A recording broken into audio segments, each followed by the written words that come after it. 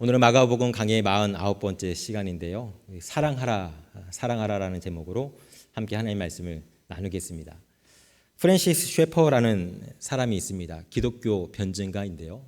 이 사람이 1955년 스위스 알프스산 기슭에서 라브리라는 공동체를 세우게 됩니다. 라브리는 피난처라는 뜻을 가지고 있는 기독교 공동체인데요.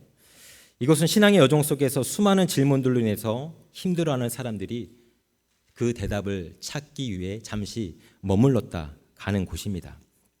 셰퍼 부부는 이곳을 찾는 사람들에게 성경과 기독교적인 관점에서 질문에 대한 답을 제시해 주는 일을 평생의 과업으로 삼았었습니다. 셰퍼는 라브리를 찾는 사람들에게 종종 이런 말을 했었습니다. 솔직한 질문을 던지면 솔직한 답변이 주어진다라고 말입니다. 신앙과 인생에 관한 진실한 질문을 던질 때 그 질문에 걸맞는 대답을 얻을 수 있다는 것이죠. 신앙생활하는 데 있어서 질문을 한다는 것은 굉장히 중요합니다. 그럼에도 불구하고 그동안 교회에서는 이 질문하는 것을 금기시해 왔습니다. 신앙에 대해서 의문점이 생겨서 그것을 가지고 교회 선생님이나 교회 어른들께 질문을 한다고 치면은 이런 반응이 나옵니다. 그냥 잔말 말고 믿기만 하면 돼. 이런 반응 말입니다. 왜냐하면 교회에서는 질문하는 것을 불신앙이라고 여기고 의심하는 것은 믿음이 없는 태도라고 생각했기 때문입니다. 그러다 보니 어떤 일이 벌어집니까? 신앙에 관한 풀리지 않는 수많은 의문들이 있음에도 불구하고 그냥 꾹꾹 누르면서 살아가게 되지요. 여전히 가슴속에 해결되지 않는 질문들로 인해서 온갖 내적인 갈등과 고민과 번민이 가득함에도 불구하고 마치 아무 문제 없는 듯이 신앙생활하는 사람들이 참으로 많이 있습니다. 이렇게 내 안에 해결되지 않는 질문들이 그대로 남아있게 된다면 그것은 그 사람의 신앙이 성장하는데 크나큰 장애물이 될 수가 있습니다. 그래서 어떤 일이 벌어지게 됩니까? 입으로는 하나님을 믿는다라고 고백하고 그 하나님을 찬양하지만 삶 속에서는 하나님을 신뢰하지 못하는 믿음과 행위가 분리된 채 살아가게 되지요. 그래서 삶의 자리에서 말씀대로 살아가지 못하고 세속적인 세상의 방식대로 살아가는 이분법적인 삶을 살아가는 신앙인들이 많아지게 되는 것입니다. 그런 면에서 질문하지 않는 신앙은 위험할 수 있습니다. 우리의 믿음이 자라기 위해서는 우리의 신앙을 방해하는 풀리지 않는 수많은 의문점들에 대해서 과감하게 질문을 던질 수 있어야 합니다. 그리고 그렇게 질문을 던지는 것으로 그치는 것이 아니라 그 질문에 대한 대답을 찾기 위해서 노력하는 것이 필요합니다. 물론 이러한 질문들은 결코 수학 문제의 정답을 찾아가는 것처럼 명쾌한 답이 떨어지지 않는 경우가 참으로 많이 있습니다. 여전히 애매모호한 상태로 남아 있을 수 있다는 것이죠. 그럼에도 불구하고 우리는 질문에 대한 답변을 얻고자 하는 노력을 그치지 말아야 됩니다. 그런 과정을 통해서 우리의 믿음은 성숙해질 수 있고 성장해 나갈 수가 있기 때문에 그렇습니다. 그런데 질문할 때 중요한 것이 하나 있습니다. 그것은 열린 마음으로 질문을 해야 한다는 것이죠. 그동안 마가복음에서 등장했던 바리새인이나 사두개인이나 유대 율법 학자들은 예수님께 질문을 던지긴 했었습니다. 하지만 그들은 열린 마음을 가지고 질문을 던졌던 것이 아니라 닫힌 마음을 가진 상태였습니다. 그들은 예수님으로부터 진리를 발견하기 위해서 질문을 던졌던 것이 아니었던 겁니다. 그들은 이미 자신들의 질문에 대한 답을 가지고 있었습니다. 다만 예수님을 어려움에 빠뜨리기 위한 질문을 위한 질문에 불과했던 것이지요. 오늘 본문에 한 서기관이 등장하고 있습니다. 이 서기관은 이전에 등장했던 유대 종교 지도자들과는 많은 면에서 달랐던 사람입니다. 그는 평소에 자신의 마음속에 담아두고 있던 한 가지 솔직한 질문을 예수님께 던지고 있습니다. 그런데 이 질문은 예수님을 당황하게 만들거나 예수님을 위험에 빠뜨리도록 하기 위한 의도를 가진 질문이 아니었습니다.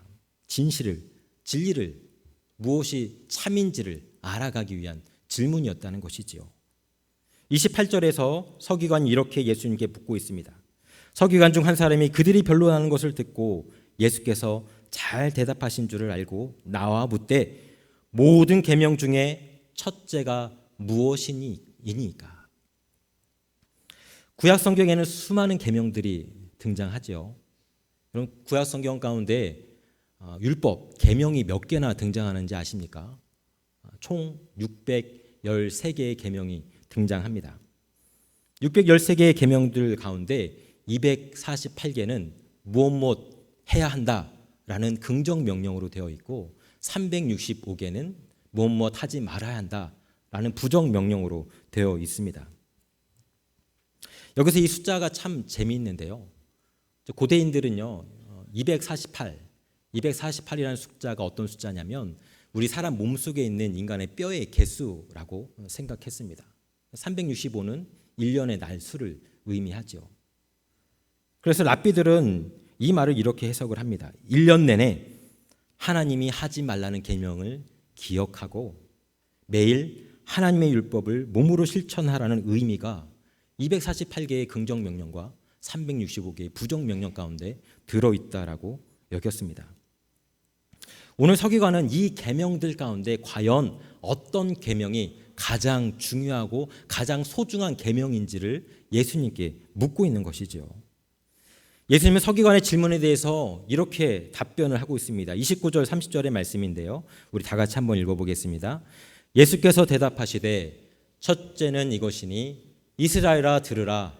주 곧 우리 하나님은 유일한 주시라. 내 마음을 다하고 목숨을 다하고 뜻을 다하고 힘을 다하여 주 너의 하나님을 사랑하라 하신 것이요. 먼저 30절에서 예수님은 하나님을 사랑하는 것, 유일하신 하나님을 사랑하는 것이 가장 으뜸 가는 첫째 계명이라고 말씀하고 있습니다. 예수님의 이 말씀은요, 신명기 6장 4절 5절에 등장하는 말씀을 인용하고 있는 것인데요. 이 신명기 6장 4절 5절의 말씀은 쉐마라고 하는 말씀입니다.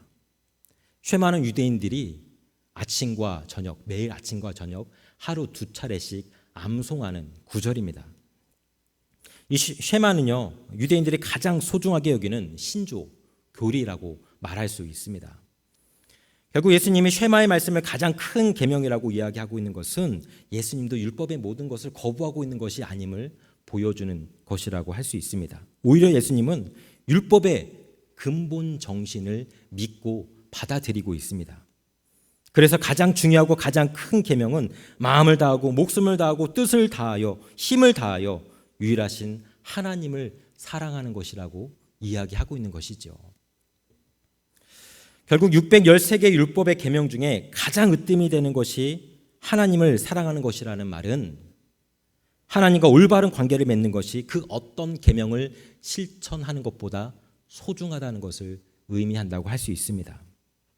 율법의 613가지 계명을 하나도 빠짐없이 철저히 지킨다고 할지라도 그 율법의 중심이 되는 하나님 사랑을 제대로 실천하지 못한다면 그것은 쓸모없는 종교적인 행위가 되고 만다는 것이죠. 따라서 외적인 율법을 지켜나가는 것보다 더 소중한 것, 더 귀한 것, 더 우선으로 삼아야 될 것은 율법의 참 정신인 하나님 사랑을 실천하는 것이어야 합니다. 다시 말해서 신앙생활의 가장 우선순위는 하나님을 사랑하는 것, 그 하나님과 친밀한 관계를 맺어가는 것이라고 말할 수 있습니다. 여러분, 우리는 이 순서를 잘 기억해야 됩니다. 계명이 먼저가 아닙니다. 율법이 먼저가 아닙니다. 어떤 종교적인 의식이 먼저가 아닙니다. 하나님을 사랑하는 것이 먼저입니다. 만약 하나님을 사랑하는 것은 저 멀리 내던져버리고 종교 의식만, 율법만, 계명만 붙잡고 살아가게 되면 어떤 일이 벌어지게 될까요? 그런 사람은 아주 무서운 율법주의자가 될 가능성이 높습니다. 예수님 시대 율법주의자인 바리새인들의 특기가 무엇이었습니까? 사람들을 정죄하는 것이었습니다. 너 왜 안식을 안 지키는 거야? 너 왜 성전에서 봉사하지 않는 거야? 너 왜 금식기도 하지 않지? 계명만 붙잡고 살아가는 사람은 계명을 모든 신앙생활의 기준으로 삼고 계명을 지키지 않는 사람, 율법을 지키지 않는 사람을 비판하고 정죄하고 조롱하고 모욕을 하게 되는 것이지요. 이것이 율법 중심적인 신앙생활하는 사람의 모습입니다. 이런 사람들에게 있어서는 신앙생활이 굉장히 피곤한 일입니다. 지치는 일이죠. 때로는 하고 싶지 않은데 억지로 그 일을 해야 하기 때문에 그렇습니다. 기쁨과 감사함은 사라진 채 단순히 의무감 때문에 예배하고 책임감 때문에 주의 전에 나와서 봉사하는 자리에 서 있게 된다는 것입니다. 오늘 예수님은 그러한 신앙생활은 잘못된 것이다 라고 이야기를 하고 있습니다. 그 어떤 것보다도 중요한 것은 하나님을 사랑하고 그 하나님과 올바른 관계를 맺어가는 것이라고 예수님께서 말씀해 주고 있습니다. 여러분, 그렇다면 여러분은 지금 하나님과 올바른 관계를 맺어가고 있습니까? 하나님과 깊고 친밀한 관계를 맺고 있습니까? 그 살아계신 하나님과 따뜻한 교제를 나누고 있느냐는 말입니다.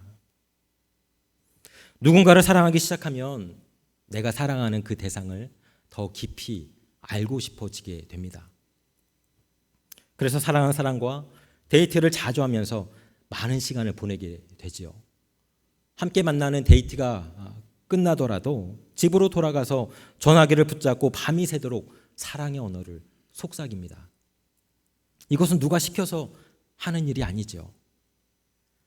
상대방을 사랑하니까 누가 시키지 않아도 자연스럽게 이런 모습이 나타나게 되는 것입니다. 여러분, 우리가 하나님을 사랑할 때도 이처럼 하나님을 알아가고 싶은 열망이 자연스럽게 생겨난다는 겁니다. 여러분, 그렇다면 우리는 어떻게 해야 하나님을 더 깊이 알아갈 수 있을까요? 어떻게 해야 그 사랑이 더 커져갈 수 있을까요? 하나님을 알아가고 사랑하는 가장 기본적인 두 가지 수단은 말씀과 기도입니다. 말씀은 하나님께서 우리에게 전해주신 연애 편지와도 같습니다. 하나님을 사랑하는 사람은 이 연애 편지를 소중하게 여깁니다. 단순히 일주일에 한 번 교회에 와서 성경책을 펴들고 그때만 말씀을 읽는 것이 아니라 그의 매일매일의 삶 속에서 성경과 동행하게 됩니다. 물론 하나님을 사랑하는 마음 없이 성경을 열심히 읽을 수도 있습니다. 하지만 하나님을 사랑하는 사람은 그 사랑하는 마음 때문에 누가 시키지 않더라도 저절로 성경책을 펴들게 되어 있습니다. 여러분, 그렇기 때문에 내 안에 하나님을 사랑하는 마음이 가득 차 있다면 마치 사랑하는 연인의 연애 편지를 읽듯 성경 말씀을 읽게 되는 것이죠. 결국 우리가 성경을 읽는 이유는 한 가지입니다. 하나님을 사랑하기 때문, 그것입니다. 그 하나님이 누구이신지 더 깊이 알아가고 그 하나님께서 나에게 원하시는 삶의 모습이 무엇인지 깨닫고 발견해 나가기 위해서 하나님의 말씀을 읽게 되는 것이죠. 기도도 역시 마찬가지입니다. 여러분, 기도하는 이유가 무엇입니까? 기도하면 복 받으니까? 기도하면 나의 소원이 이루어지니까? 그래서 기도합니까? 물론 우리가 기도하는 이유 중에 이런 것들도 하나의 이유일 수는 있습니다. 하지만 단순히 기도의 응답을 받는 것이 기도의 본질이라고 할 수는 없습니다. 우리가 기도하는 이유는 기도를 통해서 내가 사랑하는 그 하나님을 만날 수 있기 때문에 그렇습니다.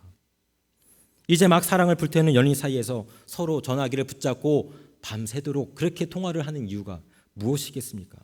상대방으로부터 무엇인가 도움을 얻기 위해서, 내가 원하는 것을 상대방으로부터 구하기 위해서, 얻어내기 위해서 통화하는 연인이 있습니까?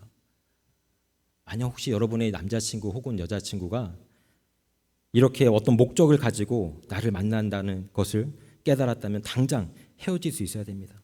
그것은 상대방을 사랑하는 것이 아니라 상대방을 이용해 먹으려는 것에 불과하기 때문입니다.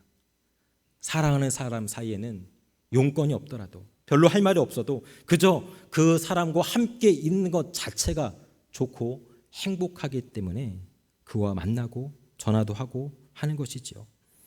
어떤 특별한 목적이 있어서 연인을 만나는 것이 아니라 그 자체, 만남 자체가 행복이기 때문에 그렇습니다. 여러분, 이것이 바로 사랑하는 사람의 모습입니다. 우리가 기도하는 이유도 바로 그것이지요. 하나님을 사랑하기 때문입니다. 그 사랑하는 하나님과 함께 있는 것이 즐겁고 기쁘고 행복하기 때문입니다. 따라서 하나님을 사랑하게 되면 우리의 삶 가운데 자연스럽게 기도가 나오게 되고 그 기도를 통해서 하나님과의 사랑을 더욱더 크게 확장시켜 갈 수가 있다는 것이죠. 요즘 여러분들의 말씀 생활, 기도 생활은 어떻습니까? 자꾸만 성경에 손이 가고 자꾸만 골방에 들어가서 기도하고 싶은 욕구가 솟아나고 있습니까? 아니면 혹시 말씀과 기도가 여러분의 삶 가운데 사라져 버리지는 않았습니까? 만약 말씀과 기도가 우리의 삶 속에서 사라져 버렸다면 그것은 우리의 신앙생활 가운데 큰 문제가 있음을 보여주는 명백한 증거입니다. 어쩌면 우리 안에 하나님을 사랑하는 마음이 전혀 남아있지 않은 것일 수 있습니다. 그렇다면 우리와 하나님과의 관계는 깨어진 것이고 우리는 지금 영적으로 죽어가는 상태라고 할 수가 있습니다. 만약 우리 가운데 이러한 상태에 처해 있는 분들이 있다면 그는 그 무엇보다도 하나님과의 관계 회복에 온 힘을, 온 노력을 다 기울일 수 있어야 합니다. 이러한 하나님과의 관계는 저절로 회복되지 않습니다. 그냥 교회만 왔다 갔다 한다고 해서, 오랫동안 교회만 왔다 갔다 한다고 해서 하나님과 관계가 회복되는 것이 아닙니다. 하나님을 사랑해야지라고 마음을 먹는다고 관계가 회복되는 것도 아닙니다. 말씀과 기도의 자리로 돌아가야 됩니다. 참된 예배의 자리에 설 수 있어야 됩니다. 그렇다고 해서 아무 생각 없이 말씀을 읽고 중언부언하면서 기도하고 의무감에서 예배를 드리는 것은 아무 효과가 없습니다. 30절에서 이렇게 말씀하고 있지요. 내 마음을 다하고 목숨을 다하고 뜻을 다하고 힘을 다하여 주 너의 하나님을 사랑하라고 말입니다. 우리의 모든 정성과 힘과 노력을 다해서 말씀을 깊이 읽고 뜨겁게 기도하며 간절한 마음으로 예배 드릴 수 있어야 합니다. 그렇게 할 때 우리와 하나님과의 관계는 회복되어질 수 있고 하나님을 향한 우리의 사랑은 더욱더 뜨거워질 수 있다는 말씀입니다. 사랑하는 여러분, 예수님은 우리들의 신앙생활의 가장 우선순위는 하나님을 사랑하는 것이다 라고 말씀해 주고 있습니다. 하나님을 사랑하는 것은 단순히 그분을 알고 있는 것을 뜻하지 않습니다. 하나님을 사랑하는 것은 단순히 어떤 감정을 내 마음속에 하나님을 향한 감정을 가지고 있는 것을 의미하지도 않습니다. 마음과 뜻과 정성과 힘, 내 모든 존재를 통해서 하나님께 나아가는 것, 그분과 관계를 유지하고 깊어지도록 노력하는 것, 그것이 바로 진정한 사랑의 모습이라고 할 수 있습니다. 우리 가운데 다시금 이 하나님을 뜨겁게 사랑하는 그 마음을 회복해 나갈 수 있기를 바랍니다. 그래서 그것을 통해서 깨어졌던 하나님과의 관계가 놀랍게 회복되는 은혜가 있기를 간절히 축원합니다. 그런데 예수님은 이 서기관의 첫째 되는 계명이 무엇이냐는 질문에 하나님을 사랑하라라는 계명 하나로 그치지 않았습니다. 예수님은 두 번째 계명까지 말씀해 주고 있는데요. 31절의 말씀입니다. 우리 31절의 말씀을 다 같이 읽어보겠습니다. 둘째는 이것이니 내 이웃을 내 자신과 같이 사랑하라 하신 것이라. 이보다 더 큰 계명이 없느니라. 하나님 사랑이라고 하는 수직적인 그 하나님과의 관계, 하나님의 사랑은 수직적인 하나님과의 관계를 회복하는 것이라고 한다면 이웃 사랑은 수평적인 이웃과의 관계를 회복하는 것이라고 이야기할 수가 있습니다. 사실 이 두 가지 사랑은 별개의 사랑이 아닙니다. 하나님 사랑과 이웃 사랑은 아주 긴밀하게 연결이 되어 있습니다. 그래서 요한 1서는 우리에게 이런 말씀을 해주고 있는데요. 누구든지 하나님을 사랑하노라 하고 그 형제를 미워하면 이는 거짓말하는 자니 보는 바 그 형제를 사랑하지 아니하는 자는 보지 못하는 바 하나님을 사랑할 수 없느니라. 우리가 이 계명을 주께 받았나니 하나님을 사랑하는 자는 또한 그 형제를 사랑할지니라.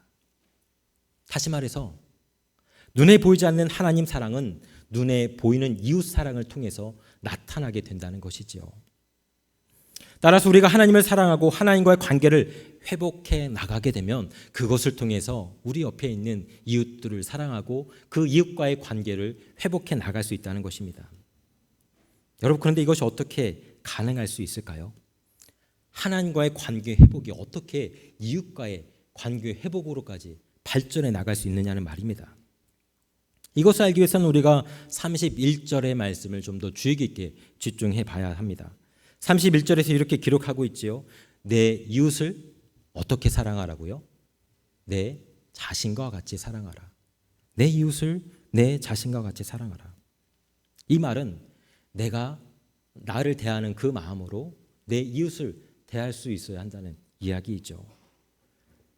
내가 저지르는 나의 자그마한 잘못을 용서해주고 품어준다면 내 이웃이 저지르는 자그마한 잘못 역시 용서해주고 품어줄 수 있어야 한다는 겁니다.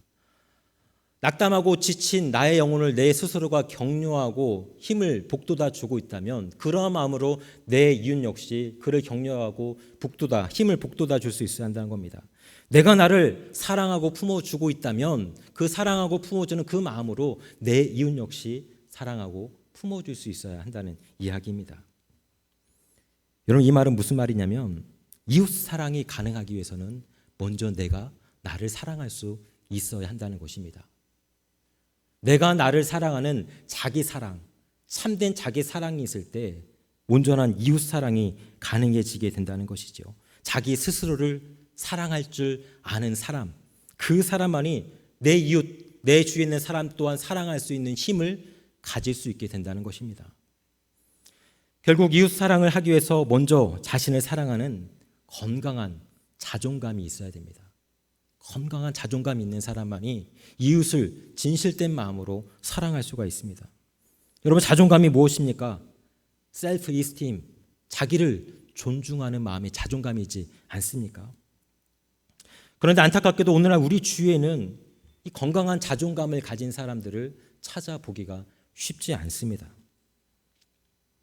스스로를 존중하고 스스로를 귀하게 여길 줄 아는 자존감이 제대로 서 있지 못한 사람은 때로는 열등감에, 때로는 우월감에 빠지는 경향이 있습니다.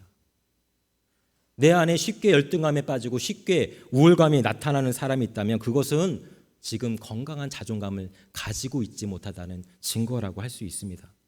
이런 상태에 있는 사람들은 결코 이웃을 사랑할 수 없습니다.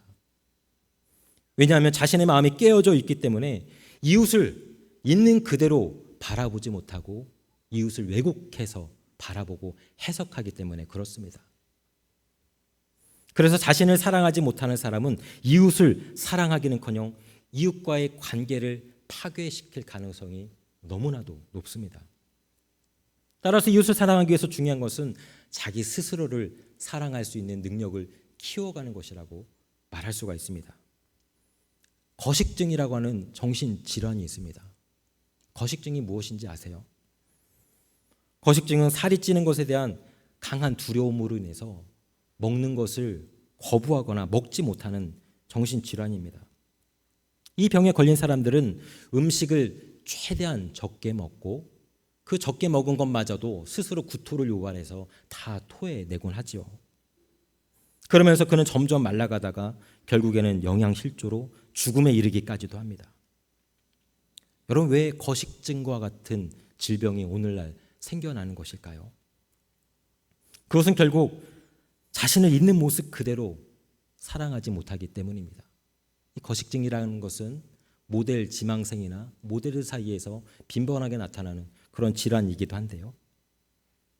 날씬한 사람이 아름답다는 세상이 만들어 놓은 기준에 맞추어 살아가려고 했기 때문에 이런 모습이 나타나게 되는 것이지요. 자기 자신의 있는 모습 그대로의 아름다움을 발견하지 못하고 다른 사람이 정해놓은 아름다움의 기준을 따라가려고 하다 보니 자신도 모르게 이러한 병에 걸려서 힘들어하는 것입니다. 건강한 자존감을 갖지 못하고 자기 사랑을 잃어버리고 열등감에 빠져버리게 되면은 이런 안타까운 모습이 나타나게 됩니다.